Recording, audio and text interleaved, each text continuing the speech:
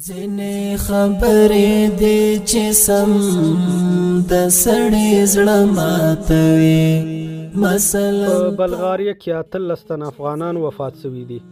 دغه افغانان چې په یو کانتینر کې ځای پر ځای شوي وو د بلغاریا هیواد مرکز ته نږدې پیدا شوي دي. دا چې دغه افغان کډوال څه ډول وفات شوي دي، ولې په کانتینر کې بند پاتې شوي وو. نور مهاجرین چې ژوندي پاتې دي د هغوی وضعیت څه ډول ده او څه ډول تر پولیسو دا خبر ورکول شوی چې په کانتینر کې مړي پراته دي.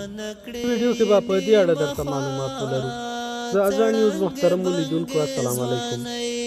په وروستیو کې خارج ته د افغانانو تګ ډېر شوی ده. په سیمه ییزه توګه قاچاقبر ته پیسې ورکول کېږي، د ده څخه صراف یا کوم بل څه ضمانت اخیستل کېږي او له ځینې څخه ان ضمانت هم نه اخیستل کېږي او همداسې خپل بچیان ورته سپارل کېږي. همدا ډول دغه قاچاقبران خپل کمیشنکاران لري چې د هغې په واسطه نفر راټولوي، پیسې ورڅخه اخلي او هر یو نفر ترې خپل کمیشن اخلي او بیا وروسته دغه نفر خارج ته په سختو لارو لیږدوي. هغه څه چې دوی سره وعده کېږي یا هم د دوی پلرونو ته په لومړیو کې ویل کېږي دا چې دوی به په ډېره اسانه توګه دوی سره به سختي نه کېږي او دوی به په سمو لارو خارج ته ولېږدوي. خو کله چې دوی نیمۍ لارې ته رسېږي هر څه بدلیږي او د قاچاق هغه وعدې هر څه د خلاف خیږي. تازه په یو کانتینر کې چې ځانونه یې د لرګیو تر شا پټ کړي وو 52 نفر ځای پر ځای شوي وو. دغه نفرو ته د 3 ورځو د خوراک او څښاک نه ورکولو، همدارنګه د اکسیجن د کمي له امله 18 تن افغانان وفات شوي وو چې د دغو کسانو عمرونه د 14 او 14 کلونو ترمنځ او همدارنګه تر 33 کلنۍ پورې پکې ځینې کسان شته ده. همدارنګه یو ماشوم هم د دوی په منځ کې موجود ده. د دغه 52 کسانو له جملې څخه 13 کسان وفات شوي دي او پاتې 52 کسانو کې هم داسې نفر شته چې د هغوی روغتیایي وضعیت سم نه ده او هلته په روغتونونو کې بستر دي.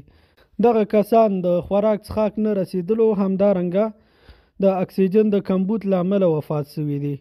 دغه پیښه د بلغاریا له مرکز صوفیا څخه 20 کیلومتره لرې ترسره شوې ده. کله چې د سیمو خلکو لیدلي چې دلته یو کانتینر ولاړ ده او له هغې څخه اوازونه راوځي نو پولیسو ته یې خبر ورکړی ده. وروسته پولیس راغلي دي، ګوري چې دې کې 18 نفر وفات شوي او د نورو حالات هم وخیم ده. دغه نفر له ترکیې څخه اروپا ته تلل او غوښتل یې په قاچاقي توګه هلته ځان ورسوي، خو د قاچاقبر د بېرحمۍ له امله یې خپل ژوند له لاسه ورکړی و په داسې توګه چې په یو کانتینر کې 52 انسانان او هغوی ته یوازې د اکسیجن نه رسول د دې لامل کېږي چې هغه وژل کېږي. دا ټول هغه څه دي چې د قاچاقبر ډیره بېرحمي ښیي. همدارنګه د افغانستان د بهرنیو چارو وزارت په یو اعلامیه کې له هیوادوالو څخه غوښتي دي چې د غیر قانوني لارو په انتخاب او هلته په مهاجرت د خپل ژوند په خطر کې نه اچوي. همدارنګه یې د دوی کورنیو ته هم تسلیت ویلی ده.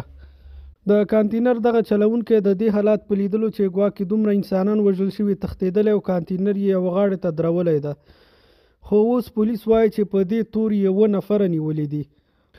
د افغانستان د مهاجرینو وزارت معین یې په اړه وایي د دغو قاچاقبرانو نیول او د هغوی مخنیوی کول د دغو هیوادونو دنده ده، خو دا هغه څه دي چې دغه هیوادونه په دې کې ناکام راغلي ترڅو دغه قاچاقبر کنټرول کړي او د دوی لاسونه ورلنډ کړي. نوموړې زیاته کړه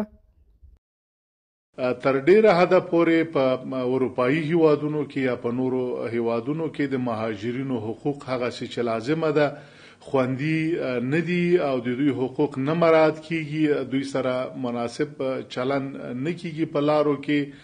او هغه هیوادونه چې په دې کې قاچاقبران همیشه دغسې کړنې ترسره کوي دا د دوی او مسؤلیت دی چې د دې ستومانه کړې نیمه خوا څړنګې بنګې ځوانۍ، ستومانه کړې نیمه خوا څړنګې بنګې ځوانۍ، ستومانه کړې نیمه خوا څړنګې بنګې ځوانۍ.